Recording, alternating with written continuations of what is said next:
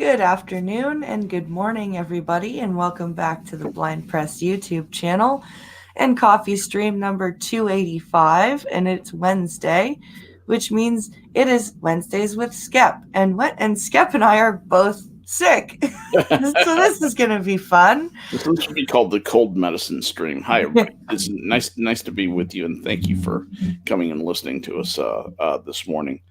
One thing I notice is that I have absolutely no upper register in my voice. My voice just sounds to me like it's James Earl Jones. It's very, all I can hear is the deep part, and I think that's probably all that's coming out. So, and it, being sick, you feel the little tickle in your throat, and you go, "Oh, I know what this means." Yeah. Sore throat. Here it comes. Feeling in your chest, and that you're going to be congested. It's just starting to build up.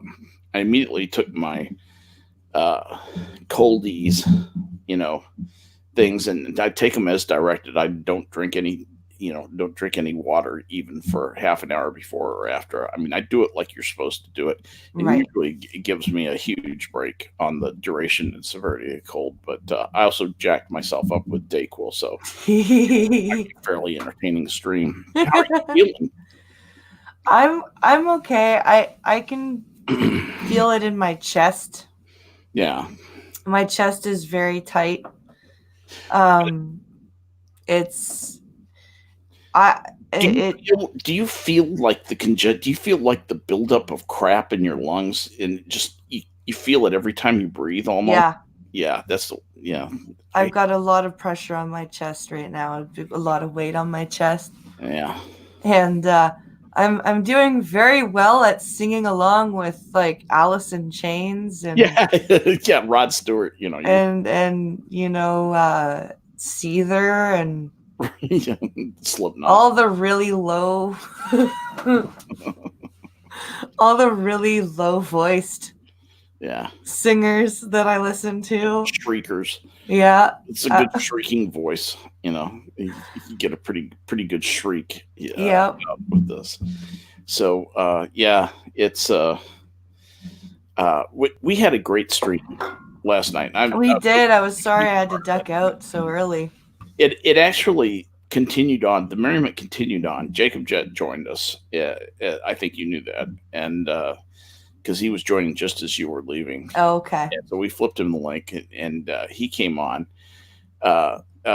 And Twee came on, Kefke came on, and oh wow! Between the two of them, we Prospero and I just had a great time. So we continued on until 1:00 Central Time. So that's 2:00 your time. Yeah, I saw this morning. I was like 2 hours, Minions of the Zoo. Holy 2 hours and 28 minutes. Yeah, I mean that was like the longest stream I've ever done.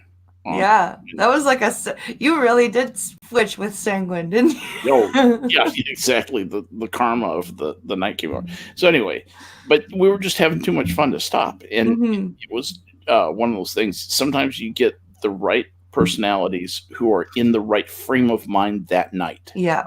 To be on, and you can have a really great time. And you were making all these great acerbic comments, and just everybody was playing off each other. It was just, I would rank that as one of the top 5 streams I've ever done in Minions. Probably in the top 3. That was just so much fun and so hilarious, in spite of my diversion into cat meat. Oh my god, I couldn't stop laughing. Yes, we went there. Yes. So we had a pretty good time with that. But anyway, yes, if you woke up this morning, you see that Pete Buttigieg appears to be headed for the leadership of the Democrat race for the White House. Is it me, or do I find it amusing that the gay man has the last name that he does? Yes, well, of course. I mean, it's the great unspoken joke that no news commentator dare even notice. Buttigieg, Buttigieg, is that how you say it?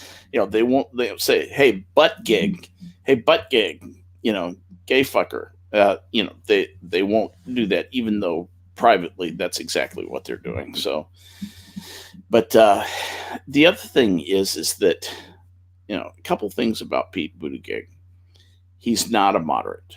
He comes on like a moderate, and he seems like he might be a moderate because he has a very nice, affable smile, and he wants to tax you at 98%. Okay. He wants, if you're making over $150,000 a year, he wants to take 98 cents out of every dollar you make Well, that's not for, very nice. for federal income tax. And in some of his taxation scenarios, you could pay well over 100% in income tax. I mean, literally would avail you to not earn that much money, to turn down the income, because for every dollar that you would earn, you would owe like $1.06 in tax. Yeah, Yes. I don't think I'm okay with that. No. And but he says it's okay because what we're doing is we're taking the money away from, you didn't really earn it. Okay, so stop. You didn't really earn this money just because you worked for it and were paid for it. That doesn't mean you earned it. Just because you earned it doesn't mean that you earned it. Exactly. That's literally what he's saying. That's literally what is coming out of his mouth. And he's saying, we're going to take that money, okay, and the way it is now, you have money, and this other person over here doesn't have money. What the miracle the government can do is we can take your money away from you, take some of your money, not all of it. We'll probably take most of it, but and we're going to give it to this other person over here who wasn't lucky enough to be given the money that you were given. Okay. And then you'll both have money. And that's why society will be better when that happens. So if you're an immigrant from Somalia who hates the United States and wants to institute Sharia law, we want to take money away from someone who hasn't really earned it by starting a company and being successful and providing jobs for people. They didn't do that. They didn't do that. The government did that. The government does everything, even if people do it, because potato.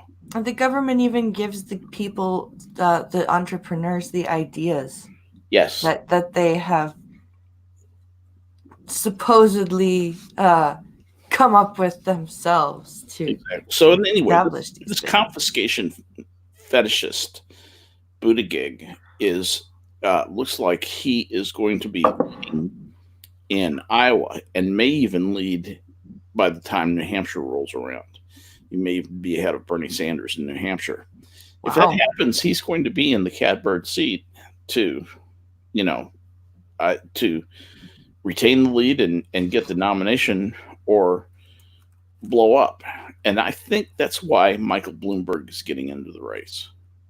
Bloomberg is a prospector. Right. He's never been an innovator. He's not really an innovator at all, but he's a prospector. He's the guy who comes in after and picks through the entrepreneurs, the innovators' bodies, and looks through the landscape, sees what's good, what's bad, and basically appropriates it for his own. He doesn't have the imagination or the wit to be a true innovator. Right. And there's nothing wrong with prospectors. They No. have a place in the entrepreneurial cycle. It started with innovators, and there's a high crash rate with those. Then you have the prospectors come in. There's a lower crash rate, the lower return, lower risk, lower return. And then you have the steady eddies who come in and make the innovations into something that's every day. And they make their money over a much longer time. So anyway, he's a prospector, and he has come into this, and he's doing the same thing he does when he creates a business. He's saying, interesting situation. We have a lot of people dying up here on the hill. I think this guy Buttigieg might die also, And we have some fantasists. We have Cory Booker and Kamala Harris who actually think that they're still in the race. That's interesting. That's kind of fun. Well, and Cory Booker also thinks he's Spartacus, but yes, he does. That's not important right now, but that's absolutely true. And so we have Spartacus. We have the hate bag, and we have Buttigieg, who is looking a little rickety in terms of his national organization and whatnot. If the Dems really get behind him, he could have the machine that it takes to go all the way. But the Dems would really have to unite behind him, and he is a white male, and they don't Right. want a white male this year. No. And But he's gay. yeah, he's gay, and that's wonderful. That's kind of wonderful. Now, That might Elizabeth be. Warren has tanked. She is toast. TOAST. I know. I know. I said she was going to be the nominee like 4 weeks ago Yeah. on the stream, and I'm taking that back now. I'm a I'm a proletariat. I can do that. I'm a That's pro. true. I'm nothing. My opinion is just my opinion. That's all it is. And Yeah. now I think she's done. I don't think she has much of a chance at the nomination. Very, very outside chance. A lot of people would have to crash and burn. So into the situation strolls Bloomberg. The coyote. He's not a wolf. Yeah, and he's not a tiger. He's a jackal. Yeah. And he strolls in and he says, I can get behind all these things. I really hate people like me. No one hates people like me more than people like me. And so he could get in there, and it would be interesting. Everything could fall into his lap if Buttigieg flames out like in post New Hampshire primaries. Pun intended. Yeah, so to speak. So anyway, it's shaping up to be an interesting thing. If Bloomberg were the nominee, he could beat Trump. He could beat Trump by doing the same thing Trump did. He basically has a ton of money. He is a real billionaire. He has a lot of fucking money. Yeah. And he can just go up there and spend his way to the White House and even do it more effectively than Trump did. And he's gone to school on Trump. He saw what worked for Trump, and he will make that work for him. The only thing about it is can a white fat cat rally the base? Mm. And I think that's the $64 question. I think ultimately that may be where he'll fail. Honestly, I don't. You want to hear my interesting prediction? Yes, please. I think that he might actually win the nomination, but he will lose to Trump because the radical left will be so outraged. Yeah. That he, a white man, took the nomination again. Yeah. Away from a person of color or a gay person. That they will not vote for Buttigieg, and they will vote independent. I think they will not vote at all.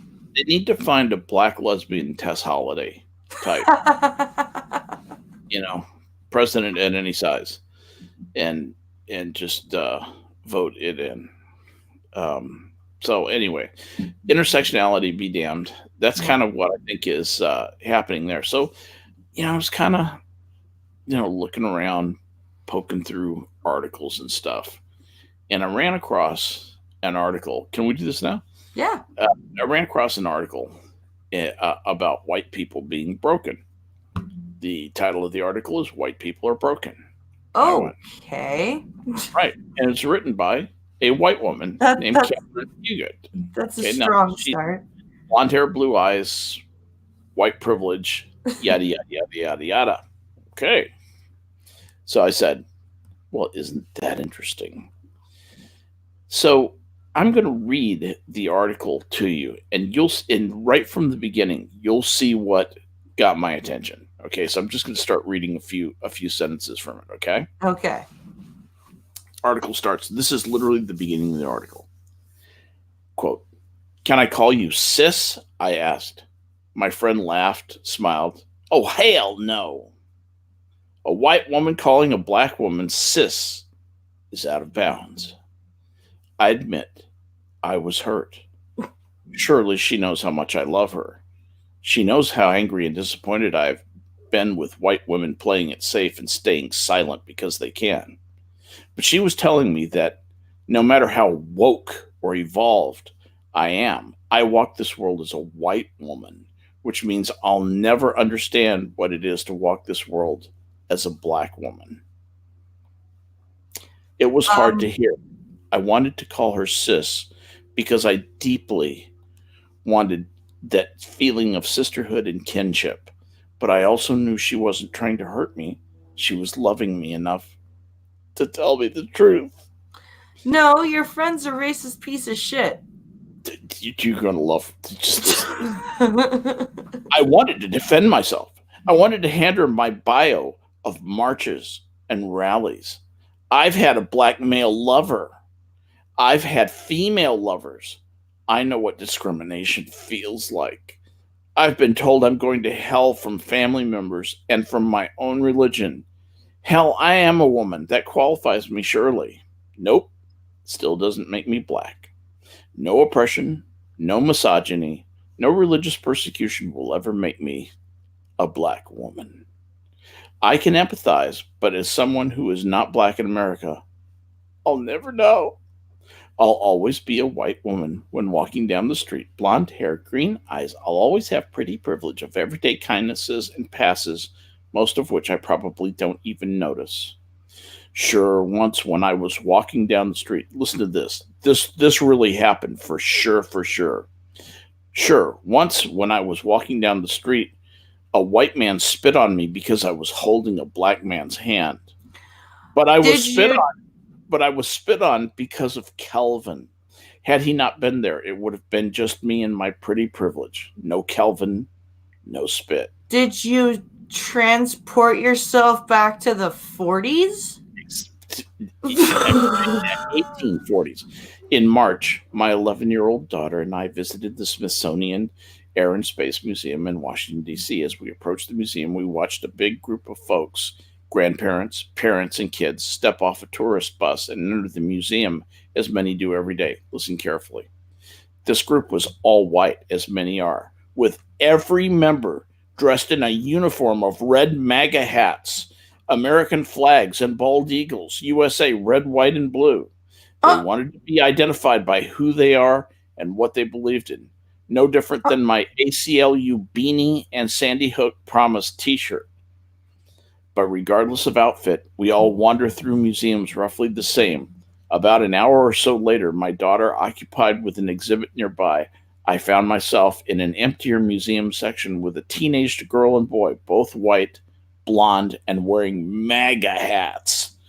We weren't along for long. A black teenage boy walked up to them from across the museum with purpose. I matter, he said by way of introduction. They laughed, confused. What? He pointed to their MAGA hats.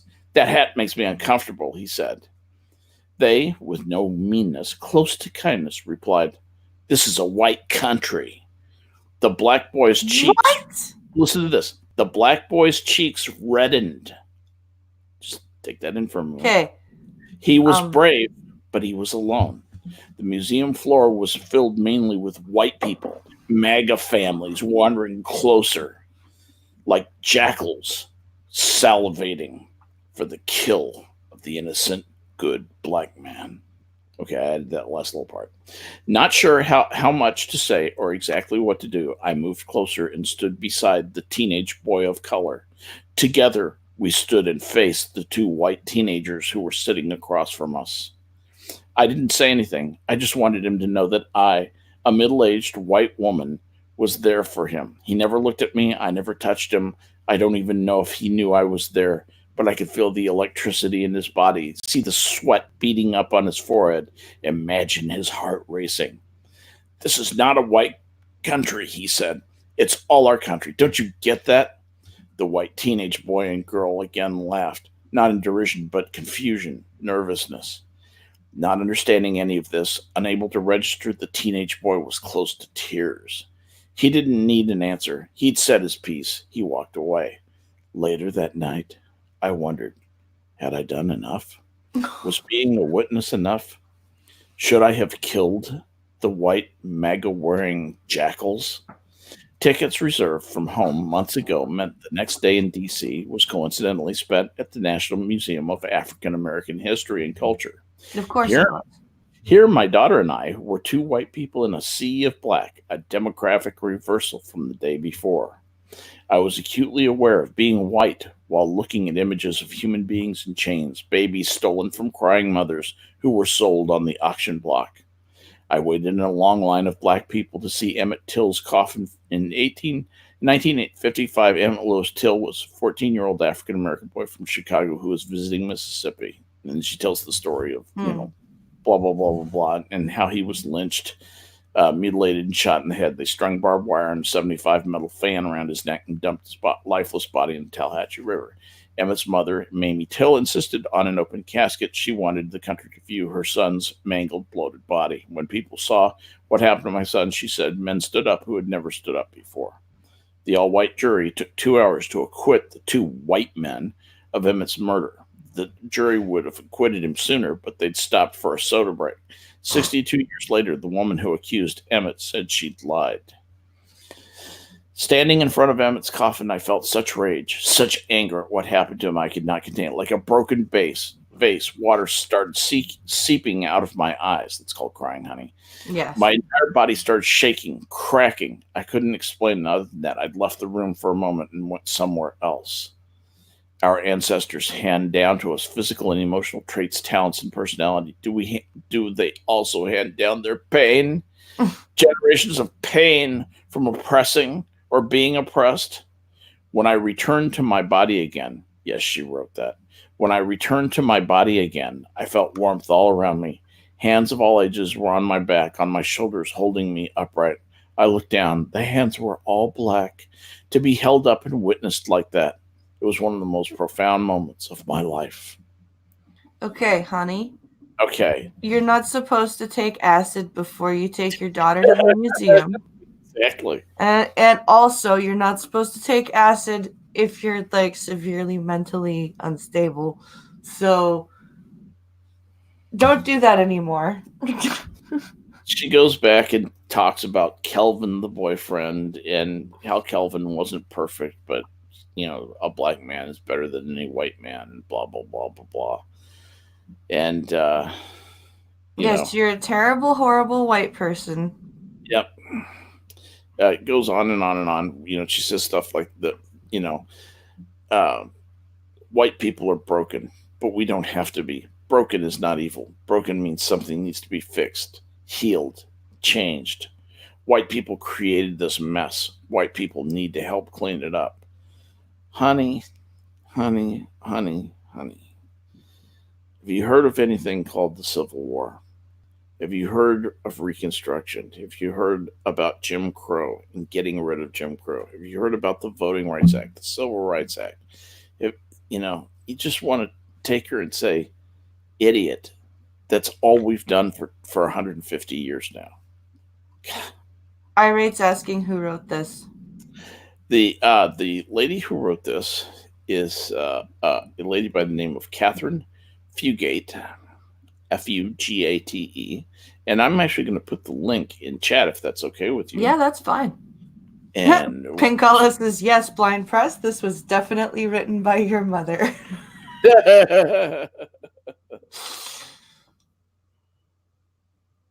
that's Oh. Let's see. All right, here is the article. There you go. And it's written in a magazine called Medium.com, which is like a salon wannabe. Yeah. It's a rag. Good old Medium. And so there you go. It's I'll let you guys enjoy that. First of all, the thing with being spit on, that never happened. No. That did not happen. I mean, when I was in the military, one of the things they told us was to stop wearing our uniforms when we traveled on airplanes. Because of the Vietnam War, people were spitting on people and attacking them actually in the airports. And I was stationed in San Francisco. Yeah. And 12th Naval District is up there. That's what I was a part of. And they told us don't be wearing your uniform unless you're going to work, coming home from work. Don't wear it at other times. And because there's just too many people getting attacked and so forth. And I lived in Oakland, which is just very liberal part of even for San Francisco, it's liberal. So there were people who definitely had a resentment problem with the military. But I never got spit at. I never even got harassed. I mean, occasionally you get nasty looks if they saw me in uniform. I had to wear my uniform to go to the bank. Yeah. to pick up payday money twice a month. $60,000 in 20s in my briefcase is kind of Jesus. you have to count all that too at the bank. So that's you always bring your dispersing clerk with you, who usually counts money faster than you can, and the two of you count out the $60,000 and then stuff in uh, uh, the briefcase and take it to the ship and pay And then everybody. don't get Guys, robbed. yeah, exactly. Well, and that's why I had to learn to use a gun because you are armed. You are an armed guard. Now the weapon is actually for you to protect you. You know, to preserve your life. You're instructed to give the money away. If somebody comes up to you, they're armed, and says, "I want the money," you give them the money. Signal. Yeah. Here you go, and be done with it. And you're not supposed to play the hero, pull out your gun, and kill them. But if they look like they're going to kill you, you take care of business. Yeah. And right then. But anyway, uh, yeah, uh, that never happened to me, and I guarantee you, she's never been spit at. Holding a black man's hand. That just, I'm sorry, it just doesn't happen. There's no place that happens. I'm from the deep south. I'm from Bayman. My family comes from Bayman, Alabama. For God's Yeah. sakes, you cannot get more deep south than that. You just can't. It's the heart of Dixie, Yeah. and it wouldn't even happen down there. So, you know, uh, quite the contrary. Probably be more likely to happen in a place like Philadelphia, if you want to know the truth. Yeah. So, uh, but this woman decided to basically lie to the public. Invent these stories about the the lone black man that she stood up for against the two MAGA hat wearing people who got off a bus where every single person was wearing a MAGA hat and bald eagles and red, white, and blue clothing. Yes. Every single person. Every single, and she just happened to be wearing an what was it? An S, Yeah, some beanie from a very liberal university. ACLU. Yeah, American Civil Liberties Union. That's it, ACLU beanie and a Promise Sandy Hook Promise Right. T-shirt. Yeah, Because that's what you wear when you go to the museum with your daughter. I always do. So there you go. I thought I would share that article with you. It's there for you guys to peruse. It probably could have a response video made about it. Those of you who make that sort of content might want to avail yourself of that.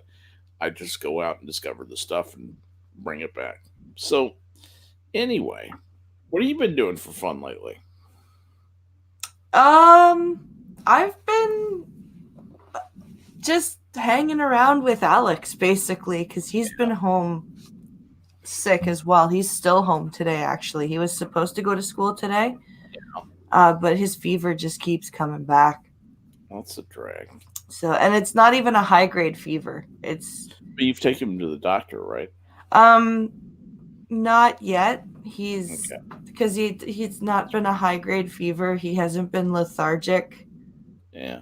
Um, Of course, don't want to let he's that fever go for too long. no.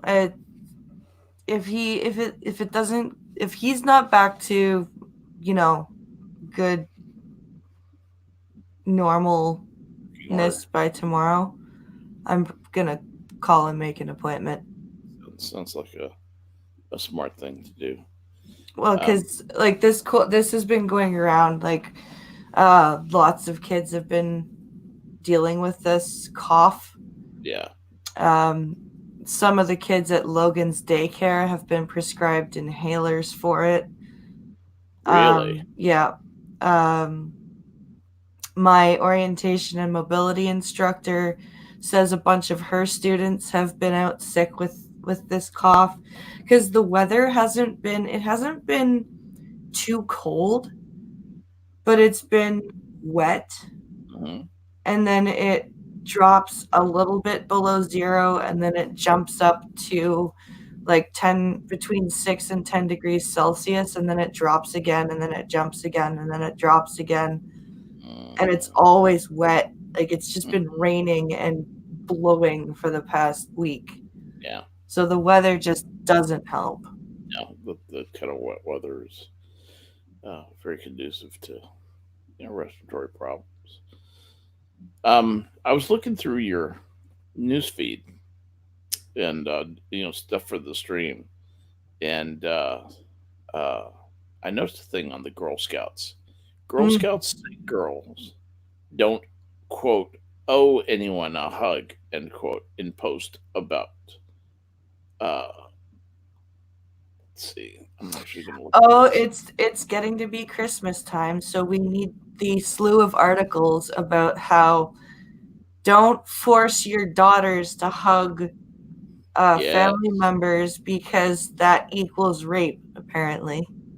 yeah, oh yeah. The Youth Organization for Girls published a post online that explains such actions, like giving an uncle a big hug or giving an aunt who just gave a child a present a kiss as a thank you, can set the stage for her questioning whether she owes another person any type of physical affection later in life.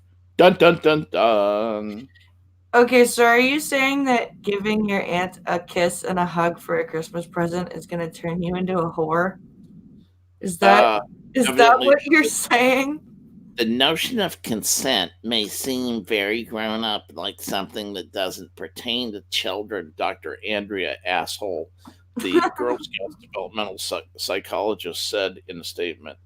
But the lessons girls learn when they're young about setting physical boundaries and expecting them to be respected last a lifetime and can influence how she feels about herself and her body as she gets older.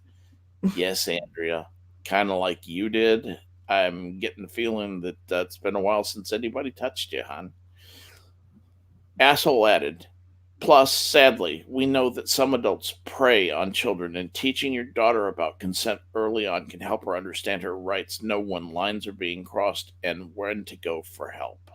Yes, because only little girls get preyed on, Exactly. not Oh, little boys. No, nobody ever preys on little boys and go ever. with the parish father, and the parish father will take good care of your little lad. Yeah. What is that? It says lubricant on it. What's it for, pet father? I'll show you, Billy. Yeah, Ah, this post. confuses everybody, says Pincalo, because I thought they were just I thought they were just giving out passes for Christmas where you were allowed to cheat on your yeah, Yeah, wasn't that a thing? that Just makes sense. giving out passes. Here, you Sure, can cheat on me for Christmas. of course it does. It's like the what was the old thing in Germany that they had the Fasching, where it was the one day a year you could go and have sex with usually it was a neighbor or somebody you knew from church, and it was a you know and women and men both did it, and both eagerly participated in that. uh Jesus, people are so fucked up about sex. Anyway, the post urges parents and guardians to give your girl the space to decide when and how she wants to show affection, like they What don't about your do that. son? Yeah, as many children may naturally want to hug and kiss family members, friends, and daughters. Asked about young boys, she said, "Fuck young boys. I hate all men." So there you go. That's how she feels about men. Dr. Andrea Asshole is just that. As Lindsay said in chat, but boys, those ungrateful brats have to hug everybody for presents. Exactly. Precisely, Lindsay. Excellent. It was a Oh, solstice thing, says Fury Kitten, the longest night. wow. Anything that happens that night doesn't count. In other news, and this is important stuff, Blind Press, so I want you to pay careful attention to this. Condom brand releases consent packs that require, wait for it, four hands to open. I've heard this story somewhere before. Did they You've heard make the two hands. You've heard the two hands. This is four hands. A condom brand from Argentina where they just hate people. I'm pretty convinced. I've known an Argentinian. She was an asshole. So they're all that way. Anyway, a condom brand from Argentina is highlighting the issue of sexual consent with new packaging that requires four hands to open. Uh, So, the, Unpronounceable Argentina recently debuted the consent packs featuring a series of circles spread out along four outer edges, all of which need to be depressed at the same time in order to open the box. The packages are also printed with a message that can be read as uh, consented pleasure. oh, So that's because kind of fun. nothing spices up the mood Oh, yeah, and yeah. opening a thing that says consented pleasure, like a puzzle box It's hot as shit, with isn't it? your partner. Because, Raunchy. doing puzzles with your partner is always a calm and rational activity. Oh, my God. It's just, You Jesus. don't want to put a sharp blade anywhere near a condom, Green Badger. What are you talking about? Green Badger. No, they've always spoken of safe pleasure, but for this campaign, we understood that we had to talk about the most important thing in every sexual relationship. Ready? Here's the most important thing in every sexual relationship. Pleasure is possible only if you both give your consent first. That's the most important thing about any sexual relationship. That, in and of itself, is the most important thing. Nothing else is important without that. So, that's just silly, and I had to call it out. I thought people would get a little smile from that. This is just dumb. It's just dumb. Pink Hollow's asking, did your friend happen to have blonde hair and blue eyes? Oh, well played, Pink Hollow. Yeah. Um, the consent packs have been distributed free of charge at bars in Buenos Aires, though they are not currently available at the company's website. The packs will reportedly be available for purchase later this year, according to uh, blah blah blah. And are you going to make them purchase them one at a time, or are you going to give them at least like half a dozen? Yeah, exactly. That's that's another thing. No, that's all the pleasure you can have. I'm You're done. sorry you only get one condom. Like no more condoms for you. You must only buy one at a time. Holy shit, dude. So if you have a night where you do it multiple times, well, looks like you're getting her pregnant at least. Or just wash it out. I guess you can take that approach. It's tricky, but it can be done. Anyway, so yeah, And Carlos like, I had a Spanish teacher who was Argentinian once. Or her second language was German. I wonder why. yeah, yeah. There actually are a lot of German-speaking Argentinians. Mm-hmm. Um, Argentinians, when you get to know them, are they're pissed off that their place in the world is not higher than what it is. Yeah. And the other thing is they hate Americans and Brazilians. They hate them because potato. There's no real reason for hating them. They just do. Didn't the Nazis run to Brazil and Argentina? Especially Argentina, particularly Argentina. Central and southern Argentina were there were whole towns that were known as refuges for Nazis. Yeah, a lot of German speakers for that reason. Yeah, I think was it Martin Bormann? Wasn't he the most famous one who he actually died of old age in Argentina? I believe. I believe it was Martin Bormann.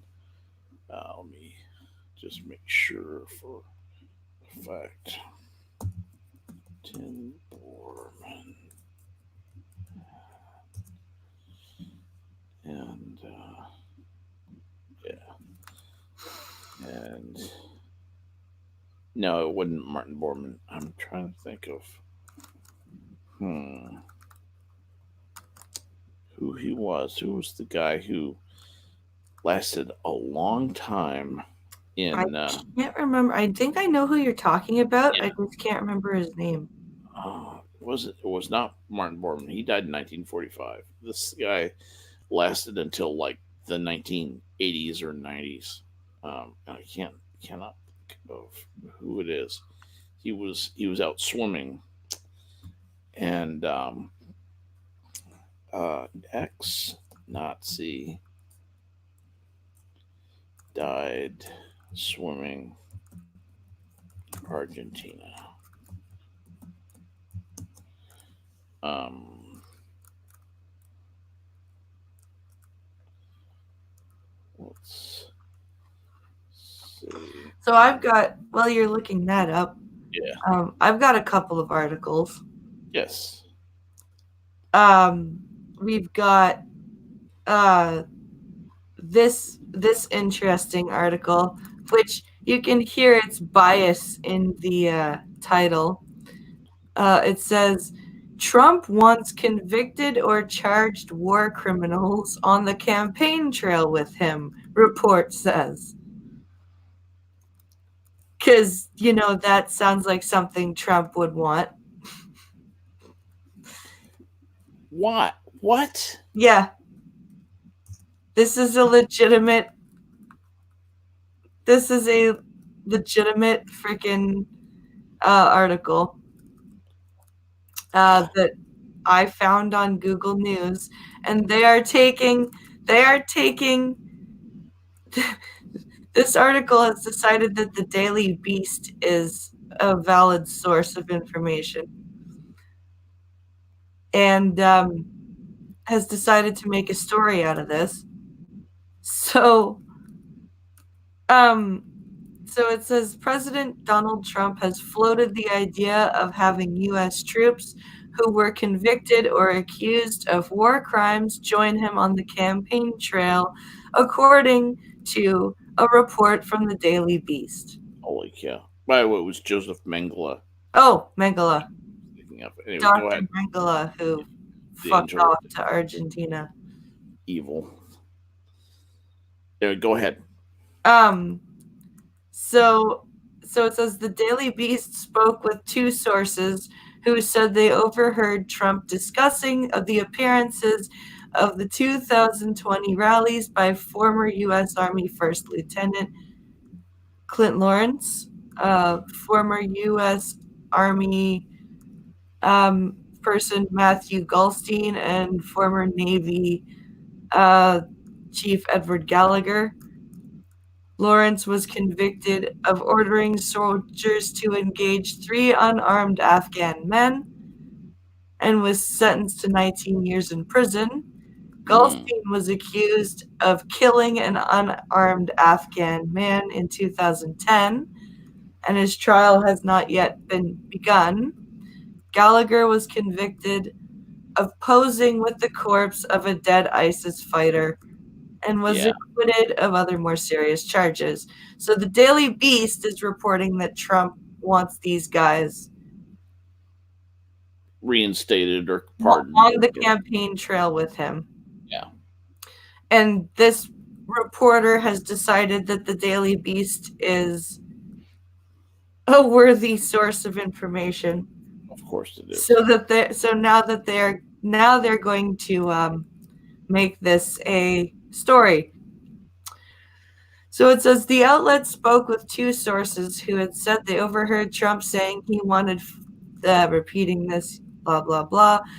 He wants them to participate in his rallies.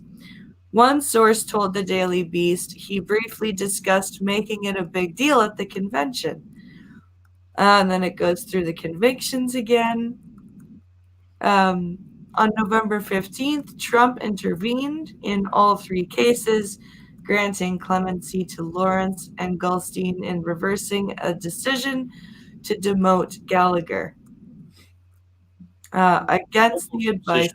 Really good, by the way. Those were good decisions. Those were good decisions? Yes, in my opinion. Okay. I look at each case, and Trump's on top of things. He did the right thing.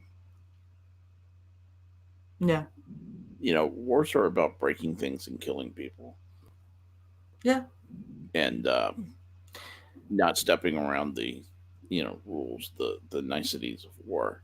Pincalo says, I must have watched too many sniper videos because I don't find a big deal of posing with corpses. It's not just that. That's the enemy. Yeah. You're basically posing with the body of your enemy going, ha, I gotcha, you fucker.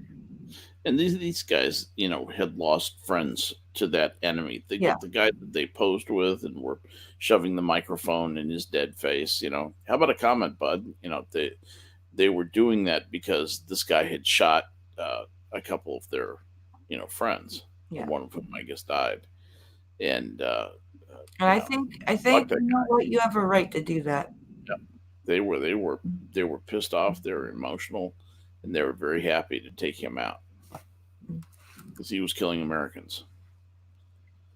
You know, So this says it's just institutionally harmful. Rachel Van Lunningham, holy shit, that's a crazy name. A retired Air Force lieutenant colonel and former judge advocate told the New York Times after the pardons. mm, This isn't about these three individuals. It's about the whole military justice system and whether that system itself is something of value to the operations of the military. no. Trump's intervention in Gallagher's case caused recent turmoil and alternately forced the resignation of Secretary of the Navy Richard. Wait, what? Richard Spencer. Sorry, He, that just threw me for a loop. yeah, in fact, Trump wanted Spencer out of there because Spencer has been working against these three guys and essentially rigged the system to make them look as bad as they possibly could, and then make him look like a heroic uh, guy, giving them all kinds of penalties for admittedly breaking regulations, but not really doing anything serious. Yeah, that just threw me for a loop when I saw Richard Spencer. I was like, Oh wait, yeah, yeah, I didn't think about that. Yeah, no, that just happens to be the name of the Secretary of the Navy, or the former Secretary of the Navy. He's gone now, yeah. and good riddance to bad trash. Get somebody in there who can do the job. Goodness sake, this isn't hard. Um. So yeah, this article is saying Trump is bad because he wanted the people that he helped on the campaign trail with him. Yeah, and Bad, there'll be bad, very effective. bad Trump. There'll be very effective testimonials on the campaign trail. Yeah. So the Dems are just bleeding. They're just you know caterwauling about it. They're making a fuss, throwing a tantrum because that's all they can do. And, they hate that he's the incumbent. They Yep. hate he has all the advantages of the incumbent, and they hate the fact that he's probably going to get reelected. They really do not have their shit together. So do you remember the article that we read last Wednesday about the woman in California who claims that she got diarrhea thrown on her? Yes, I remember that article. So apparently in Toronto this over the past weekend, Yes, there have been three multiple incidences. three different incidences of Jesus. this happening, and they are saying that it's the same person. I read the initial article yesterday, but they've arrested him. So it says Toronto police arrest and charge Samuel Perku, suspect in 3 alleged feces assaults. That just sounds funny. Yeah. Um, Let me guess, he's an immigrant, isn't he? I am guessing with a name like a Perku. I'm thinking he wasn't born in Canada. So this says Apoku, Samuel Apoku, is to appear in court on Wednesday, today, I guess. So it says Toronto police say they have charged a suspect who is accused of throwing buckets of feces at five, not three, five people in three separate attacks. Okay. Um, the investigators say a man is arrested in the Tuesday night in the downtown Toronto area.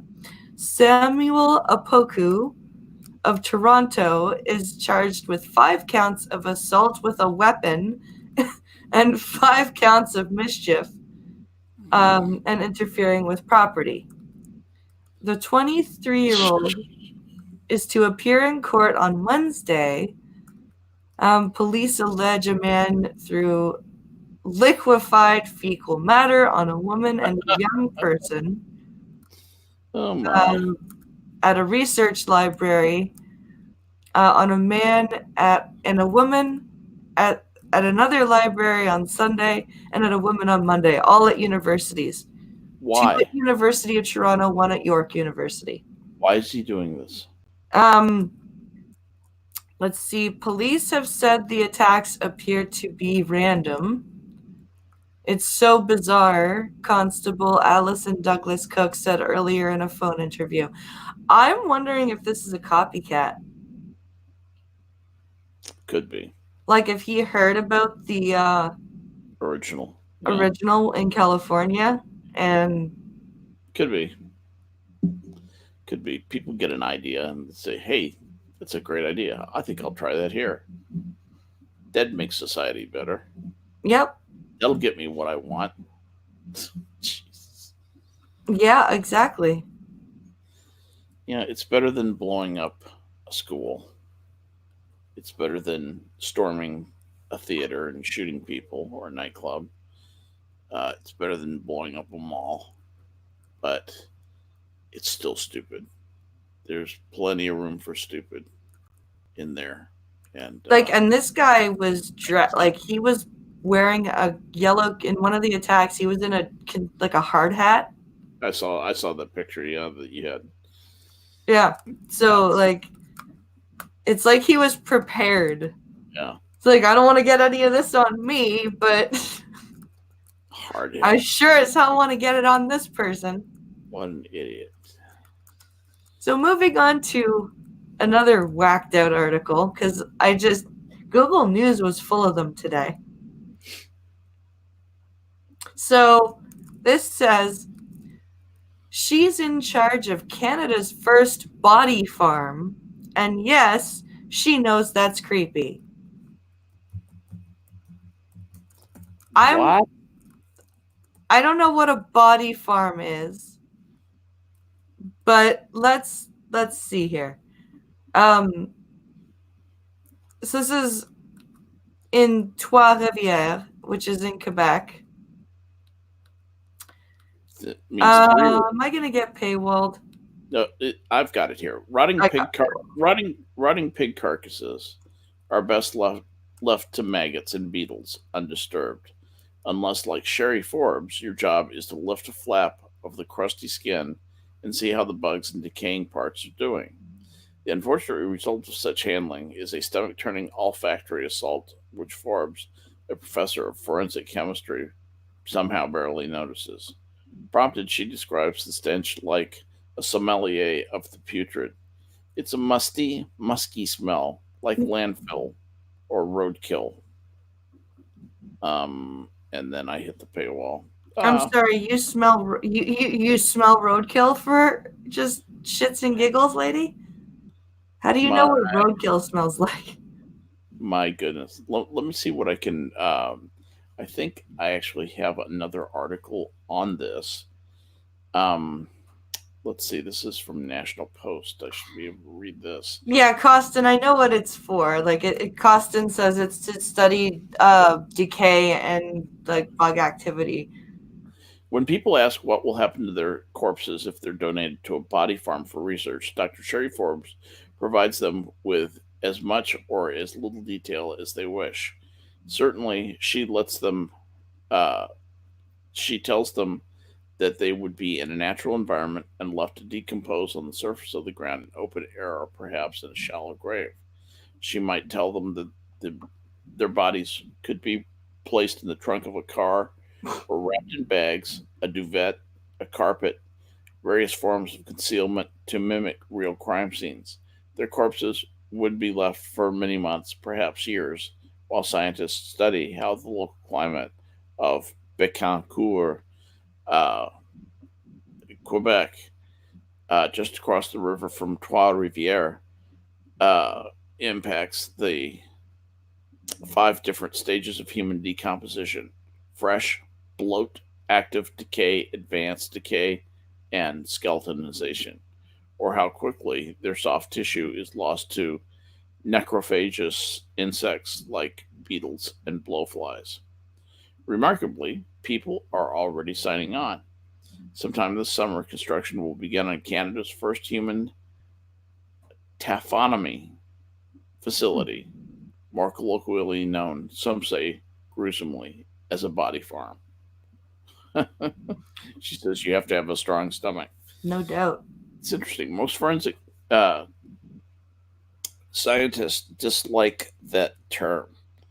Um, Inspired by American crime writer Patricia Cornwell's 1994 book, The Body Farm, Hmm. arguing it trivializes and sensationalizes the research. Forbes, who grew up reading crime novels, understands why people are sensitive. It's not at all useful in describing what we do. We don't farm bodies. We aren't growing body parts, she said, but it's because of Patricia Cornwell's book and crime shows like CSI that people know about these facilities. And if that's what they understand the facility is, I have no problem with that. Yeah. Okay. Anyway, it's actually kind of once you get past what it is and what it does, it's sort of a boring article. Pink Hollow said body farms are kind of cool. They just leave your body out in the environment and study how it decomposes. Yeah. I have actually visited one, and they talk about it here. It's the one in Knoxville, Tennessee, Okay. and I went there and visited that on just. I was with one of my cousins years ago. It was like 1985 or 86. Right. We were down there. I was drove through, and I had my anthropology degree. It was still relatively fresh, and I wanted to see what it was like. Uh, what I remember was that there wasn't any smell at all, but that may have been because when we visited, the bodies that they had were all in very advanced stages of decay. Ah, okay. Fresh, they didn't have any fresh meat, so to speak, out there. But we talked with one of the technicians there, and also one of the scientists, one of the anthropologists. And, he was really cool. Shared some, it was a Okay. good anthropology field trip that Very cool. we were in the area, and I knew about it. But that's the one in Knoxville, Tennessee, Nice. years ago. Anyway, but it's real. The other thing is that area of Knoxville is really beautiful. It's in a beautiful, beautiful, beautiful forest. I mean, you Okay. wouldn't think it's a body farm. It's gorgeous, like national park or forest, and that and leaves cover everything. That's what I remember. Also, No, that helps with decomposition too, right? yeah, The definitely foliage. the tannic acid in leaves is actually a big aider in decomposition, particularly the initial decomposition. Breaks down uh, the hydrophilic parts of the body. You ready to get pissed off? Oh, let's do this. So, Amazon's Lord of the Rings series should cast a female Gandalf, Two Towers actress says. No, no, no, no, no, no, no, no, no, no, no. Who the hell is saying that? Don't. Oh, not Miranda Otto. Is it Miranda Otto? Let's see. Amazon's planning to take it to the next level with its TV, not TD, TV adaptation of J.R.R. Tolkien's Lord of the Rings. It's gonna be awful, folks. Sparing no expense, the series will film in New Zealand, of course, the unofficial home of Middle Earth, where Peter Jackson Peter Jackson's acclaimed Lord of the Rings and Hobbit trilogies were also filmed, with an expected 20 episodes per season. There's a lot of anticipation for this prequel series. Yeah, The Hobbit was the prequel. they're gonna do like Silmarillion stuff, so it's gonna be like Beren and Luthien and story of Arendelle and all that stuff. So it says, however, that doesn't mean the series has to follow in the movie's footsteps. Yes, it does. If they invent their own canon for this, I'm out. Bye-bye. It Bye. absolutely does have to follow in the footsteps of the movies. Damn right it does. Are you kidding? Are you kidding me? So this says, after all, we are in the age where inclusion on screen extends to gender-bent roles, since the original Lord of the Rings trilogies can vary heavily towards male characters.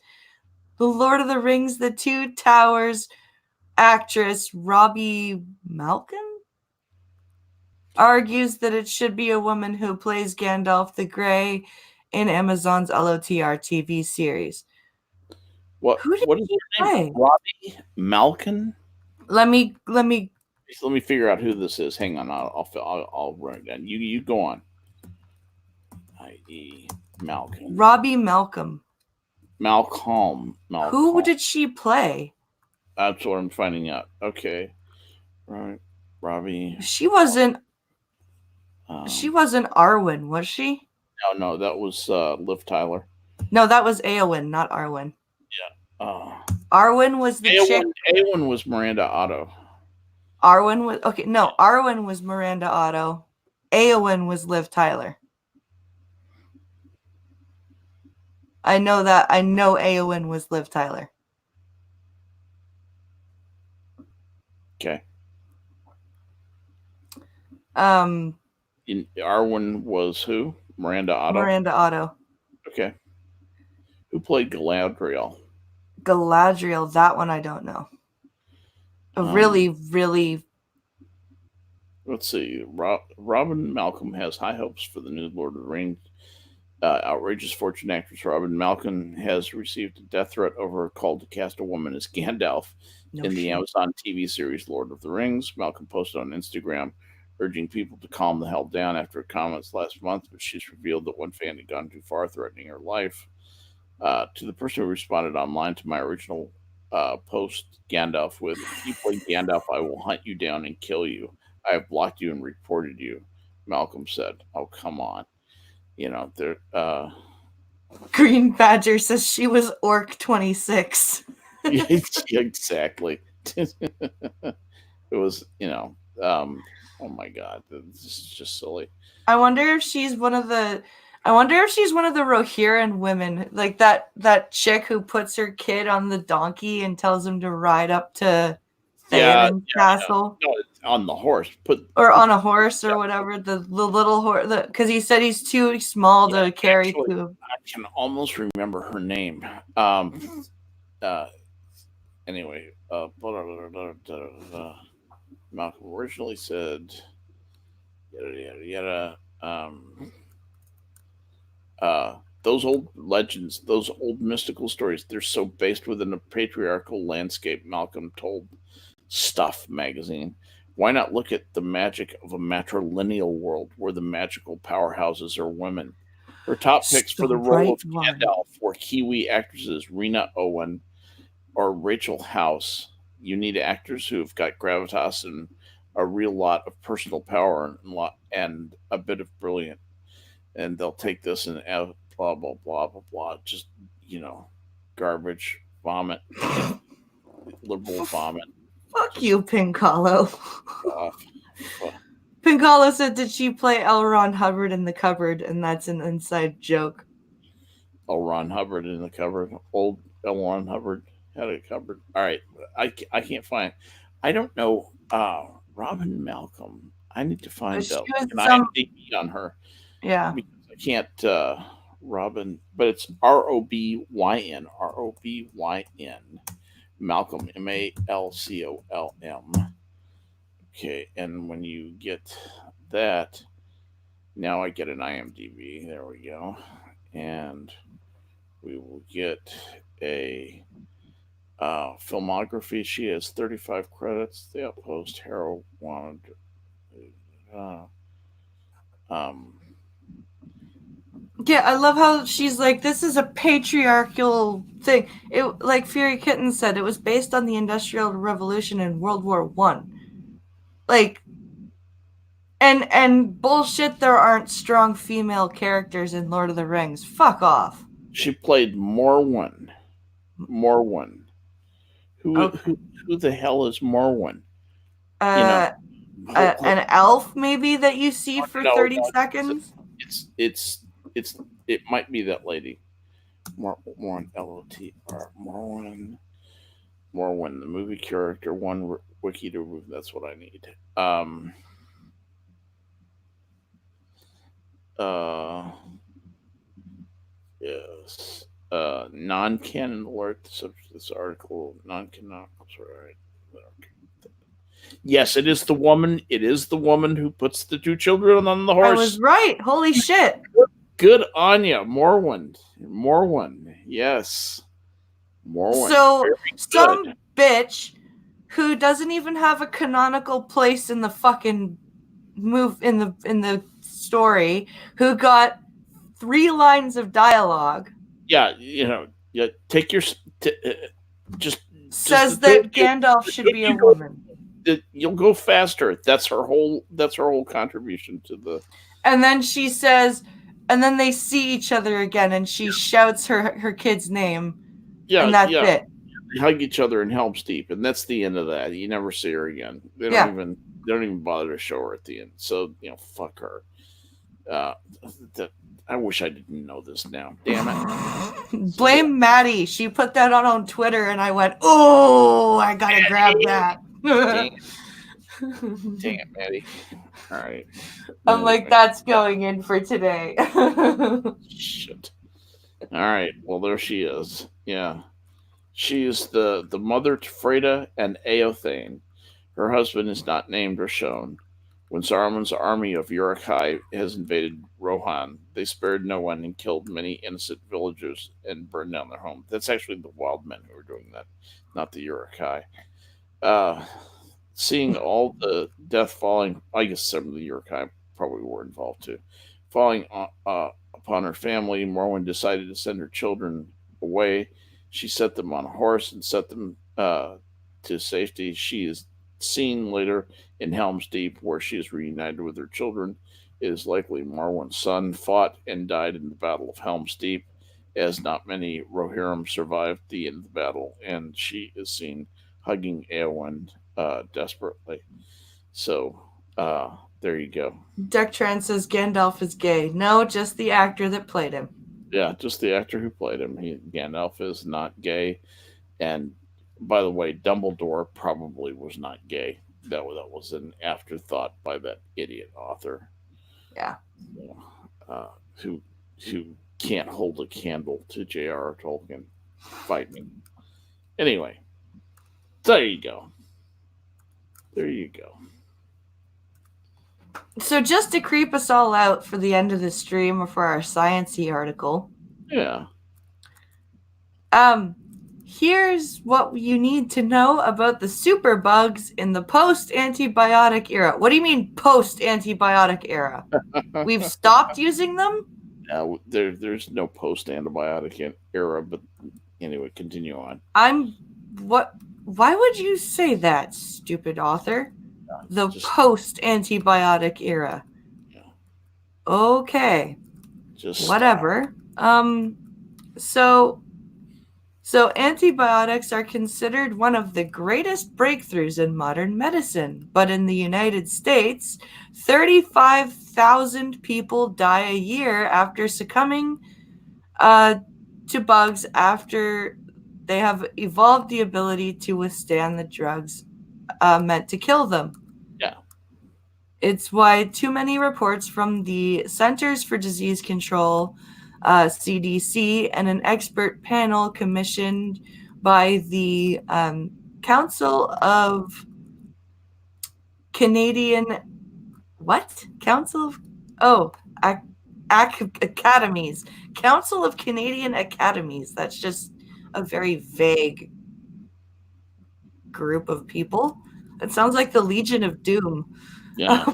Anyway, the Council of Canadian Academies, CCA, have rung the alarm on antibiotic resistance, saying that millions of lives worldwide are at risk.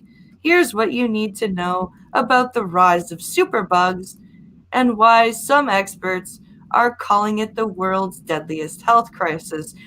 Weren't they warning about this for like ever? Yes.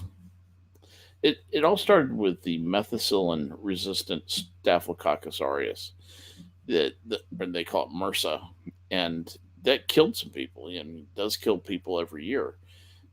Where you have a Staphylococcus aureus, which is a common aerobic bacteria. I think it's gram positive aerobe, and it infests your body. You get what they call an overgrowth or an infection, Right, and it makes toxins, and the toxins kill you. The used to be killed by penicillin. Then penicillin ran out of gas. So then the cephalosporins killed it. Cephalosporins ran out of gas, except for there was one antibiotic called methicillin that, which is a semi-synthetic uh, penicillin analog, is what they call it, and that worked for a long time. But eventually, there were strains of Staph aureus that became resistant to methicillin.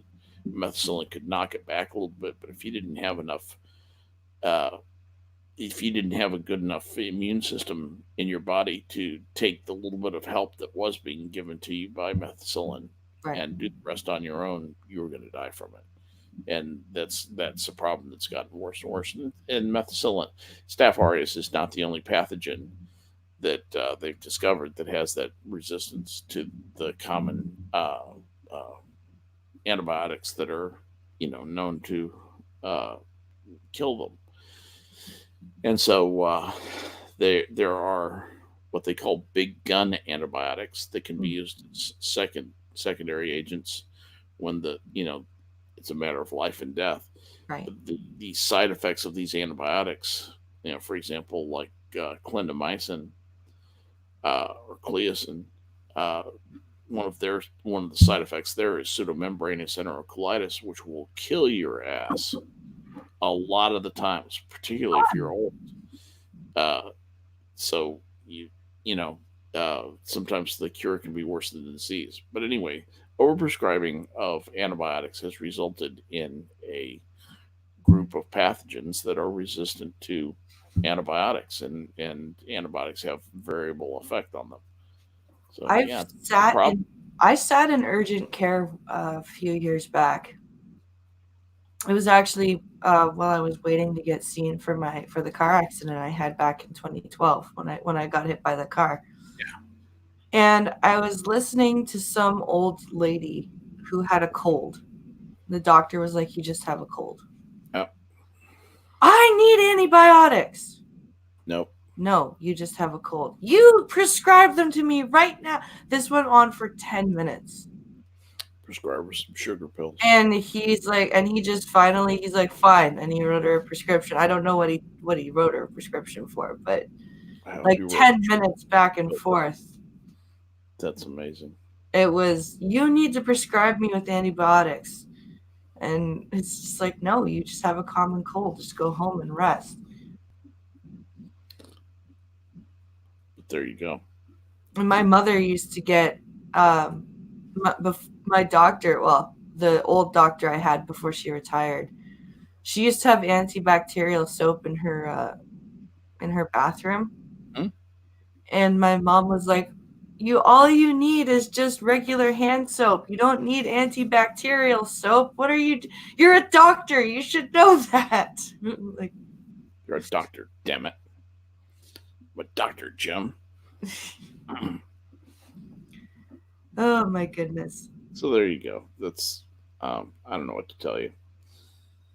Uh, it's a problem. They exist. Yeah. We shouldn't overreact to them, but we need to just attack the problem rationally. I think Oh my so. goodness. So tell me this: if you had to just place a bet right now, you had the opportunity to just place a bet, and you could bet on anybody you wanted to. Who do you think is going to be the next president of the United States? I think it's an Um, interesting speculation right now. that's Do you actually think pretty it'll be hard. Donald Trump? Do you think he'll be reelected? And I would even say an interesting prediction would be who will be the Democratic nominee. Honestly, I think the way it's going right now, Hmm? I think we might actually get Buttigieg for your Democratic nomination. You know what? I'm going to say And I think it's going to be Michael Bloomberg. do you? I really do. Either way, my prediction is They if will not nominate a white gay man. they nominate either or, if they nominate Buttigieg or Bloomberg, Hmm. Trump will win Yeah, because I agree with you. the radicalized left will so hard Yep, that the Democrats picked another white person. yep. They won't come out and vote. They won't vote. And Wisconsin and Pennsylvania and Michigan once again will determine the election. Yeah. They might even lose Virginia. Prospero would be happy. So I think either you'll have a Buttigieg I think that's a really good analysis, actually. or possibly Bloomberg nomination. He's a funny guy. He may have been planning this from the start, waiting to see if they just kind of milled around and got stupider and stupider, and then can come in. He'll come in as their golden boy, is the savior. Yeah. All out Trump, and I'll do it on the right side. We'll be on the right side of history and all that stuff, and we'll do to them what they've done to us, and that's what he'll run on. He'll run on almost a revenge type platform. The Democrats have shot themselves in the foot basically because all of the people that the lefty general public would want Yes, are not going to win. exactly. And now all of the people that are going to win are the wrong color because a whole bunch of people have decided that racism is a great way to go. Yeah, it's a huge problem. So now the Democrats are going to elect a white person for their nominee and they're going to lose. You might be right. Even if they elect Buttigieg, Yep. his homosexuality is not going to cut it. Nope. The interesting thing will be to see who they pick as running mates.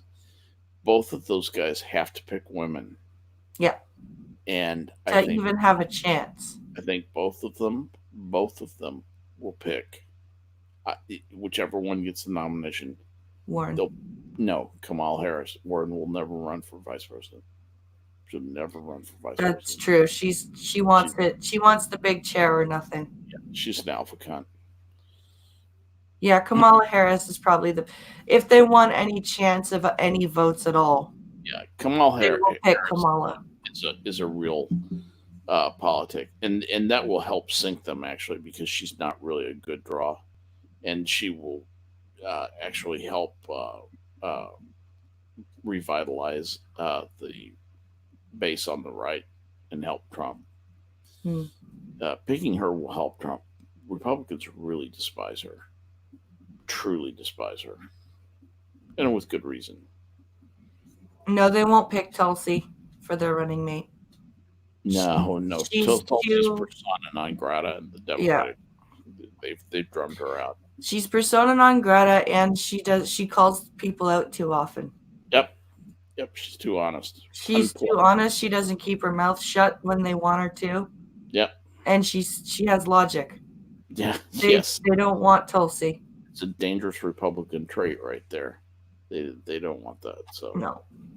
yeah, they don't. They want their fantasy. and they'll get that for the length of the campaign, and they'll have hopes, and then Trump will do it again, and they'll Yep. go back and impeach him again. Yes, They they will will. impeach him again if they hold the House. That's the other interesting thing is will they hold the House? And I think if they nominate enough couple of crazies, they could actually lose their majority. It wouldn't take that much to lose their majority in the House. If they lose their majority in the House, they boy stick a fork in them. They are done. Yeah. So we'll see. The other thing to keep your eye on is see what kind of Senate candidates the Republicans come up with to run when they're up. If you see a bunch of rummies, a bunch of losers, that could be a problem too, where the Democrats actually take the Senate. If they take the House and the Senate, that'll be an interesting thing. They Yeah. still won't have the votes to uh, get rid of the president because that takes, I think it's 2/3 majority or 3/4 majority. I think it's 2/3 to uh, get rid of the president. But Dr. No wants to know what we think of Andrew Yang. here's the thing about Yang. He's a very, very intelligent guy, He's shady as fuck. but he's a confiscatory communist, basically, essentially a profound socialist who with communist tendencies. And I actually like his idea for a universal basic income. My point is, though, that universal basic income should not be paid in money. It should be paid in the things that you need. Yeah. So if you need a place to stay, they will have dormitories where you can stay. You need something to eat, we'll have ration packs that you can eat, and you can survive that way. I do think that we are at a point in as a country where we can provide that for people who need it, and I think we should. But and it would be much less expensive than the program he's proposing. But what he's proposing is do it with money and just give everybody money for just living, and that's crazy. So I think his ideas are a little bit ultra, about a little bit out there, and I don't think he's much of a threat, truthfully. I don't like the bribey thing. If you go to andrewyang.com and apply for this Oh yeah, yeah, money thing and then go vote for me, that was shady as hell. yeah. That just felt weird. Was that even legal? It's probably is legal technically, but only technically, just barely legal. I don't know. Oh. Well, But my friends, Alex is calling me. yeah, So I think I need to. Well, we almost made it to 1:30. So yeah, we're close enough for government work. Cynical Lindsay says the Dems signed their seats away when they backed and doubled down on the impeachment. I tend to yep, agree. I think the whole impeachment thing is a fruitless, conquistador uh, thing. It's a fantasy, I would agree with you. and yeah, And nothing's. the public farce that it's become, Oh like yeah, even people who don't like Trump are sitting there going, "Okay, why? well yeah, and Why is this happening?" they literally are. It's had the strange and perverse effect of making him seem more likable to a lot Yeah. of people, and that's I know that's not what they were striving for. So anyway, but hey, thanks for having me on. It's been a fun stream. It We had has. some things that we got to laugh at and got to discuss some serious things. It's kind of a strange, wonderful world. But I wanted to wish you. I don't know if you celebrate American Thanksgiving up there, but if you do, happy Thanksgiving. If not, happy whatever Canadians do this weekend. We Uh, buy stuff. you buy stuff, yeah. Happy Black Friday, yeah, I should say that. And happy Thanksgiving to everybody on the stream. Happy Yes. Black Friday to everybody, and enjoy some time with your family. That's Yes, exactly. it's And on too soon, kids. if y'all are before Thanksgiving dinner on Friday, or if you're hiding, or no, Thanksgiving's tomorrow, right? Yes, it is. So if you guys are hiding from Black Friday stuff, or you have come back from Black Friday shopping on Friday, it's call-in day. So make That sure you're ready for that. yeah. And So call-in day tomorrow or call-in day on Friday? Friday, On Friday. Okay, so not call-in day is not tomorrow. Call-in day is Friday. because most people still have Friday off, right? Right. Like, Definitely. so And so thank you all for watching. I appreciate it as always, and thanks for chatting with us. And thank you to Skep Talk for joining me as always. for having me, hon. It's great to And be remember to come back tomorrow at 12 p.m. Eastern for the coffee stream. And I hope everyone has a great, safe Wednesday. And again, happy Thanksgiving to everybody for tomorrow. Happy Thanksgiving, everybody, and remember, be careful out there if you're Yes. driving. So there, yeah, we'd like to have all of you back next week. So Yes. be careful, okay? Have a great day, everybody. We'll see you later. Bye, all.